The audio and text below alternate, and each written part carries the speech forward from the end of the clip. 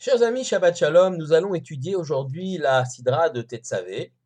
Cette Sidra se situe dans le livre de Shemot. Elle suit la Sidra de Teruma. Dans Teruma, nous avons une Sidra qui explique, raconte la construction du Mishkan, c'est-à-dire de ce temple portatif dans le désert. Les descriptions sont nombreuses, la tente centrale, la cour, les tentures, les rideaux et bien sûr les différents objets qui s'y trouvent, que ce soit le Aron HaKodesh, l'arche sainte, que ce soit la menorah, le candélabre ou le shulchan, la table avec les 12 pains qui étaient changés donc tous les vendredis. Donc c'est une description exhaustive, le Misbéach, l'autel des sacrifices, que cette Sidra de Teruma. Arrive la Sidra de Tetzavé, où là, on va nous décrire les habits du Kohen Gadol, du grand prêtre, et des Kohanim qui vont officier dans ce Mishkan. Mais le début de la Sidra est une sorte de parenthèse, une sorte d'élément qui est mis en relief juillet ans plus tôt. La Sidra commence par Ve'ata Tetzavé, et Bnei Israël, Veikhu elecha shemen zaitzach, katit lamaor, lehalot ner tamid. Et toi, tu ordonneras, Dieu parle à Moïse, aux enfants d'Israël, qu'ils prennent de l'huile d'olive pure, à partir d'olives concassées, l'amaor pour le luminaire, c'est-à-dire le candélabre, la menorah, les halot ner tamid, afin d'y élever une flamme perpétuelle. Boel Moed, dans la tente d'assignation, Michutz la Paoret, à l'extérieur du rideau, on va expliquer ce qu'est ce Paoret, Asher ala Idout, qui lui tombe ce rideau sur ce qu'on appelle le témoignage, il s'agit de l'arche d'alliance, l'arche sainte dans laquelle se trouve le premier Sefer Torah que Moïse a écrit sous la dictée de Dieu, ainsi que les tables de la loi. Yaochoto Aaron, dont Aaron arrangera cette menorah, les flammes, Uvanav et ses fils, Me'erev ad Boker, du soir au matin, Lifne Hashem, devant Dieu, Chukat Olam le Dorotam, une loi perpétuelle pour toute génération, mais Et Ben Israël, pour les enfants d'Israël. Ce verset ou ces versets appellent évidemment quelques commentaires. Tout d'abord, l'huile utilisée pour la confection de la menorah doit être la première huile, la plus pure, venant de la première pression à froid des olives. Deuxième élément intéressant, on parle de nertamid, de flamme perpétuelle. Alors, il est vrai que ces flammes-là, comme on le voit dans le verset suivant, Me'erev ad Boker, du soir au matin, étaient allumées tous les soirs et on y mettait la quantité d'huile nécessaire pour les nuits d'hiver et également pour les nuits d'été. Donc, la même quantité d'huile tous les soirs de l'année. Évidemment, elle était calculée sur la base des nuits d'hiver plus longues, de façon à ce que, effectivement, les flammes ne s'éteignent pas avant le matin. Tamid également, ça veut dire perpétuel. Il y a une notion, effectivement, aussi, non seulement, bien sûr, d'action répétitive tous les soirs, mais de perpétuité dans l'histoire. Et on le voit dans le verset suivant, lorsque on parle de Chukat Olam, de loi éternelle, le Dorotam, pour peut-être toutes les générations, pour les enfants d'Israël. Et là, évidemment, on touche quelque chose d'important, c'est que cette mitzvah de la menorah va se perpétuer dans l'histoire. Mais je reviens sur cette parenthèse. Question que pose notamment le Rav Ariel, on ne comprend pas.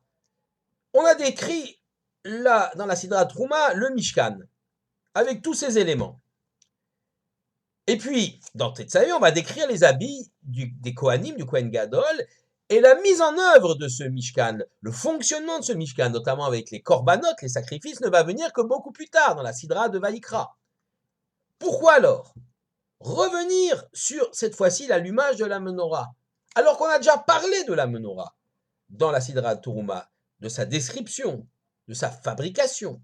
Mais le fonctionnement, l'allumage de la menorah aurait dû être placé au moment où on commence à expliquer le fonctionnement du Mishkan, c'est-à-dire dans la Sidra de Vaïkra, par exemple, où on parle des sacrifices, des korbanot, de l'utilisation de l'autel des sacrifices, le Misbéach. Pourquoi cet allumage de la menorah est placé ici, comme une parenthèse, ou plutôt comme mis en relief entre les parachiotes de Trouma et de Tetzavé, comme quelque chose qui ressort? Eh bien, effectivement, c'est qu'il y a une particularité dans cet allumage de la menorah. Cet allumage de la menorah, elle est extrêmement forte symboliquement. La flamme, les flammes, éclairent le peuple juif. On dit même que ce sont les flammes de l'enseignement, les flammes de la Torah qui nous éclairent et nous montrent le chemin. On peut comprendre aussi que la menorah a été dans l'histoire du peuple juif un symbole extrêmement fort. Le Rav Aryeh nous explique que si effectivement on a mis en relief ce passage sur l'allumage de la menorah entre les parachutes de Teruma et début de la paracha de Tetzavé, c'est pour vous montrer que le Mishkan ne peut fonctionner sans la menorah. Il n'a d'existence, il n'a de logique, il n'a de sens qu'avec l'allumage de la menorah. Comme si la menorah était la quintessence du Mishkan. Comment cela? On a toujours compris et expliqué que c'était l'Arche Sainte, l'Aron HaKodesh. Ce coffre en or et en bois et en or, 3 coffres qui s'emboîtent dans lesquels on a posé le rouleau de la Torah que Moshe a écrit et qui se trouve derrière le rideau, derrière le parochet, dans une pièce qui s'appelle Kodesh HaKodashim, le Saint des Saints. En quoi la menorah a-t-elle une importance aussi vitale que le Aron HaKodesh? Le Aron HaKodesh, il est certes dans un coffre. Il représente la loi que Dieu a dictée à Moïse. Il est derrière le rideau. C'est la référence. Ce sont les grandes lignes. Ce sont les grands principes du judaïsme. Inscrits dans la loi écrite Torah chez Birtav. Et puis, il est relégué derrière le rideau, derrière le parochet. Devant le parochet, dans un endroit beaucoup plus accessible, j'allais dire beaucoup plus proche du peuple, beaucoup plus proche du monde de la réalité, se trouve la menorah. La menorah, c'est le candélabre que l'on allume et la flamme effectivement de la connaissance de la Torah, de l'enseignement. C'est l'homme qui allume cette flamme. La menorah symbolise effectivement l'homme qui va intervenir, réfléchir, creuser dans le texte écrit de la Torah, y développer des idées, que ce soit des idées qui vont amener à un certain mode de vie, à une certaine éthique, une certaine morale, que ce soit une réflexion qui amène à la halacha, c'est-à-dire à la loi, avec toutes les ramifications possibles. Et d'ailleurs, nous avons un texte dans Zacharie qui parle de cette menorah, de cette vision de la menorah, et qui, pour Zacharie, non seulement la menorah a 7 branches, mais qu'à partir de ces 7 branches, chaque branche se ramifie encore en 7. Comme si l'homme devait aller à partir des grands principes énoncés dans la Torah écrite, déposés dans le Aron HaKodesh derrière le rideau, à son tour devant le rideau, grâce à cette menorah qui symbolise l'étude et l'enseignement, développer pour aller jusque dans les moindres détails, pratim comme on dit, pour pouvoir répondre aux questions quotidiennes, les plus grandes comme les plus modestes, qui peuvent toucher la vie du Ham Israël, du peuple d'Israël. Et on comprend alors maintenant la force de la menorah. Et pourquoi elle est placée ici, en charnière entre Teruma et Tetzavé, entre la construction du Mishkan et les habits du Kohen Gadol, au milieu du récit descriptif du Mishkan. Car la menorah représente bien évidemment l'homme, le juif, les juifs, le peuple juif qui étudie, qui essaye de sortir du texte écrit, une foule d'enseignements. Regardez, il faudra donc allumer ce candélabre et dit Rashi, c'est intéressant, dans le début, dans son commentaire, je vais lire Rashi, il explique que l'allumage de la menorah, c'est les halot ner tamid, donc allumer une lumière perpétuelle, madlik achete esh al evet olam me'eleya. Il faudra allumer ce candélabre jusqu'à ce que la flamme monte d'elle-même. En d'autres termes, techniquement, le Kohen qui allume la menorah prendra la torche, la mèche, il va juxtaposer cela à la mèche du candélabre, aux mèches du candélabre, la flamme va se transmettre, et puis il va retirer sa torche de façon à ce que la flamme monte d'elle-même. Grand principe d'enseignement, lorsque l'on enseigne à ses enfants ou à ses élèves, il faut transmettre le savoir, mais permettre à l'élève de grandir de par lui-même comme cette flamme qui grandit de par elle-même. Et on comprend alors la force, finalement, de la menorah, de ce chandelier, force qui va se perpétuer à travers les générations. On raconte que lors de l'inauguration du Mishkan, du sanctuaire dans le désert, chaque prince va amener des offrandes magnifiques, somptueuses, pour la construction de ce Mishkan. Et puis, Aaron, le grand prêtre, va se sentir mal. Il dit, mais ils ont tout amené, il n'y a plus rien à amener. Quelle mitzvah je vais avoir? Et Dieu lui dit, t'inquiète pas, ta mitzvah sera grande et plus grande encore, puisque tu auras le privilège d'allumer le candélabre, d'allumer la menorah. Et cette mitzvah ne disparaîtra jamais. Comment cela ne disparaîtra jamais? Le temple a été détruit, les flammes de la menorah ont été éteintes, la menorah a été emportée par les troupes de Titus à Rome. On le voit, gravé sur l'arc de triomphe de Titus à Rome. Comment peut-on dire que la menorah ne s'éteindra jamais? La flamme, la lumière que représente la menorah, cette lumière de l'étude, de l'apprentissage et de l'enseignement et de la transmission du savoir par les hommes et les femmes, par les êtres humains constituant le peuple juif, cela ne se tarira jamais. On le voit dans les flammes du Shabbat. Et bien sûr, les flammes de Hanouka qui, comme par hasard, c'est pas un hasard, ce sont bien des Hashmonaïm, une famille de Kohanim, descendants d'Aaron, qui vont libérer le peuple juif de l'emprise grecque qui justement voulait déraciner, détruire la Torah. Ces flammes-là ne s'éteindront jamais. Les flammes des maisons d'études, les lumières des maisons d'études, qui permettent aux uns et aux autres d'apprendre et de transmettre, cela ne s'éteindra jamais.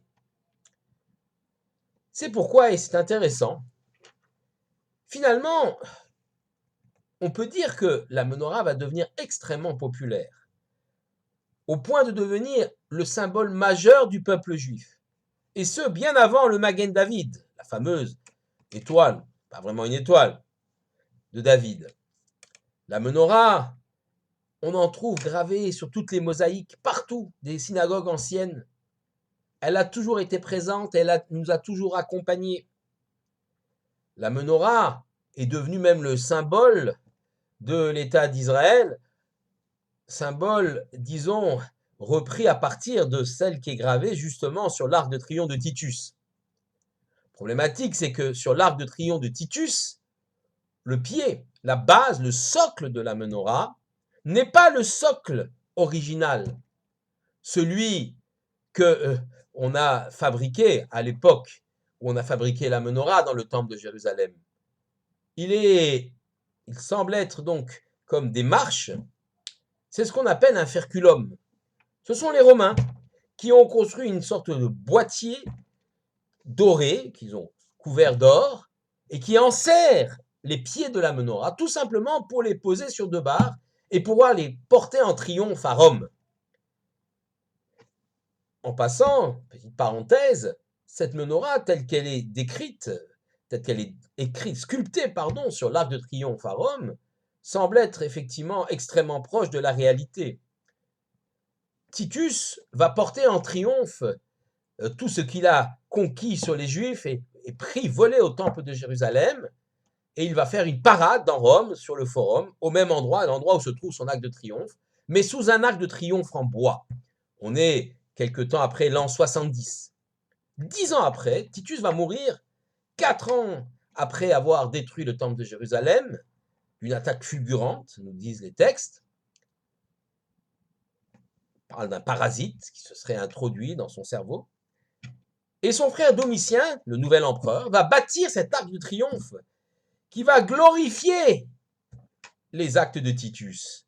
Et il va faire sculpter cette sculpture, véritable photo de l'histoire, où on voit les soldats romains porter la menorah, la fameuse menorah. C'est extraordinaire, parce que de l'autre côté, il y a Titus qui est gravé, attelé avec son char, qui tient les rênes de ses chevaux, mais ce Titus-là n'a plus de visage, alors que la menorah est toujours présente. Même dans l'arc de triomphe de Titus, la perpétuité Ner Tamid, les flammes perpétuelles, sont gravées à jamais pour l'histoire. Alors, effectivement, ce que les Juifs vont extraire du texte, la façon dont ils vont comprendre, étudier, enseigner, symboliser par les flammes de la menorah, qui éclaire et nous montre le chemin, eh bien, cette image-là va devenir extrêmement populaire, à tel point que les fêtes instituées par les hommes, par les rabbins, par les juifs, comme celle de Hanouka, bien sûr, mais aussi celle de Purim, chronologiquement d'abord celle de Purim, puis ensuite celle de Hanouka, vont devenir extrêmement populaires dans le peuple juif. Presque aussi populaires et parfois plus populaires que les fêtes même de la Torah, Pessah, Sukkot ou Shavuot. Purim, sauvetage du peuple juif, c'est un moment de joie extraordinaire. Hanouka, également, c'est le moment, le temps où le peuple juif spirituellement a été sauvé. Ces fêtes-là sont extrêmement populaires car elles marquent des moments forts, des temps forts de l'histoire du peuple juif, mais aussi peut-être parce que ce sont les juifs, les hommes, qui l'ont institué. Or, l'institution de ces deux grandes fêtes, qui n'ont pas les règles des fêtes de la Torah, marque effectivement l'initiative humaine au sein même de la Torah. Et cette initiative humaine est symbolisée par les flammes de la menorah, encore une fois. Voilà pourquoi, finalement, cette menorah est mise en relief dans notre sidra et qu'elle va marquer l'histoire, et ce pour des générations et des générations. Comme on explique, la menorah est donc le symbole de l'initiative humaine, mais une initiative humaine qui tout de même prend comme référence la Torah écrite, elle-même déposée dans le Aron HaKodesh. Aron HaKodesh, l'Arche Sainte, a été cachée quelque part au corps de la montagne par le roi Ézéchias, Hiskiyahu HaMelech, qui a compris, senti qu'un jour le temple serait détruit et peut-être que l'Aron HaKodesh sera perdu. Donc il l'a caché au cœur de la montagne. La menorah fut prise par les Romains, nul ne sait où elle se trouve aujourd'hui et différentes théories ont été émises, notamment Stephen Zweig a expliqué qu'elle serait enterrée quelque part sur la route de Jérusalem. Je laisse les uns et les autres le soin d'aller la retrouver. Et même si nous n'avons plus ces objets à portée de main, le texte de la Torah nous les montre, nous les signale et nous montre combien il est important que l'homme, finalement, creuse, réfléchisse et extrait du texte de la Torah ce qu'on appelle des chidushim, des enseignements nouveaux, et ce, à chaque génération. Les flammes de la menorah, même si la menorah a disparu, nous accompagnent dans toute notre histoire et nous protègent. Shabbat Shalom à tous.